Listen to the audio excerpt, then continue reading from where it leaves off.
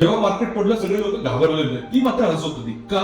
कारण तिला मार्केटचं गुपित कळलं होतं. गुपित काय होतं? तिने ज्यावेळेस 2020 मध्ये एसआयपी चालू केली तर त्यावेळेस तिला कळलं होतं की मार्केट पडलं तर त्यावेळेस आपले जे इन्व्हेस्टमेंट असतात, आपण जेव्हा इन्व्हेस्टमेंट करतो त्या इन्व्हेस्टमेंट मध्ये पडल्यानंतर मार्केटमध्ये सेल लागलेला असतो तर आपल्याला युनिट्स एक्स्ट्रा मिळतात. या गोष्टीमुळे ती आज आनंदी होती. 5 वर्षांआधी ज्यावेळेस तिने इन्व्हेस्टमेंट चालू केली, आज त्या इन्व्हेस्टमेंटचा परतावा नाही म्हणाला तरी 2.5 पट पर्यंत ग्रो झाला आहे. तिला इतका आनंद आहे ना या गोष्टीचा, कारण तिला जो परतावा मिळाला. पण तिच्याबरोबर तिच्या काही कलिग्स, त्या लोकांनी मार्केट पडतंय म्हणून पैसे विथड्रॉ केले. आज सुद्धा ते मार्केटच्या बाहेर थांबलेले की पुन्हा मार्केट त्या लेवलला येईल आणि पुन्हा ते मार्केटमध्ये इन्व्हेस्टमेंट करेल. आणि आज सुद्धा त्यांचं ते मार्केटमध्ये गुंतवणुकीचं स्वप्न हे स्वप्नच राहिलं. मित्रांनो, तुम्हाला एक बुकलीत सांगतो या गोष्टीचं एकदम सिंपल आणि क्लिअर आहे. Never time the market. मार्केटला कधीही वेळ तुम्ही प्रेडिक्ट करू नका. Invest and spend time in the market. गुंतवणूक करून मार्केटला तुम्ही वेळ द्या, तुमचे ऑटोमॅटिकली पैसे निर्माण होतील, संपत्ती क्रिएट होईल. तुम्हाला अशा पद्धतीचं प्लॅनिंग करून इन्व्हेस्टमेंट स्टार्ट करायची असेल तर या रीलला